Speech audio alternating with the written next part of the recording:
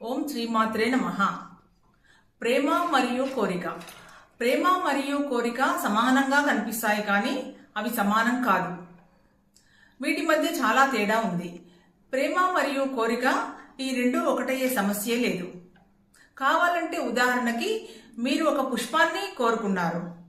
అప్పుడు దాని మొక్క నుంచి కోసి దాన్ని మీ దగ్గర పెట్టుకుంటారు. ఒకవేళ దాన్ని ప్రేమించి ఉంటే ప్రతిరోజు దాని దగ్గరికి వెళ్ళి దాని వేళ్లకు నీళ్లు పోస్తారు. అది పరిమళిస్తుంది. ఇదిగో ఇదే తేడా ప్రేమకి కోరికకి. కోరిక స్వార్థంగా మారుతుంది, ప్రేమ జీవిత పరమార్థం అవుతుంది. కోరికను కాక ప్రేమను పెంచుకుంటే జీవితం ధన్యం అవుతుంది. మరి ఈ ప్రేమలో ధన్యమైన ప్రేమ ఏదో తెలుసుకుందాం. ప్రేమ 3 రకాలు: పశు ప్రేమ, మానవ ప్రేమ, దైవీ ప్రేమ. మొదటిది పశు ప్రేమ. ఈ ప్రేమ కేవలం శారీరక సుఖం సౌఖ్యం కోరేది. ఇది స్వార్థమైనది, వ్యర్థమైనది, పాపభూయిష్టమైనది. ధర్మబద్ధమైన దాంపత్యానికి ఇది వర్తించదు. ఇది నరక హేతువు.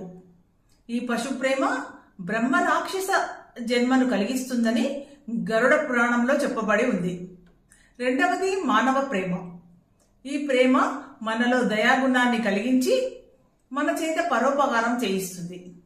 మన చూపులో దయ, జాలి, కరుణను కలిగించి మన చేత సత్కర్మలను చేయిస్తుంది.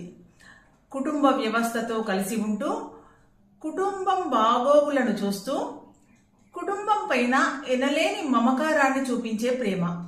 అలాగే క్రిమికీటకాదులు, పశుపక్షాదులు, జంతువులు, చెట్లు, చేమలను ఆదరించడం కూడా మానవత్వంతో కూడిన మానవ ప్రేమయే. మూడవది దైవీ ప్రేమ. ఇది స్వచ్ఛమైన, పరిపూర్ణమైన, అత్యద్భుతమైన ప్రేమ. ఈ దైవీ ప్రేమకు అవధులుండవు. ఆర్తితో, ఆర్ద్రతతో, ప్రేమతో, తాదాత్మ్యంతో, ఆనంద బాష్పములతో సర్వం మరచి ఇష్టదైవంతో మమేకమయ్యే ప్రేమ.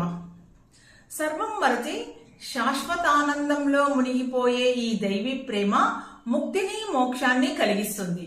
ఉదాహరణకి మీరాబాయి, సక్కుబాయి, ప్రహ్లాదుడు, తుకారాం, చక్రధారి, రామదాసు, ఇలా ఎంతో మంది ఈ దైవీ ప్రేమలో ధన్యతను పొంది కైవల్యాన్ని పొందారు. జై శ్రీరామ్.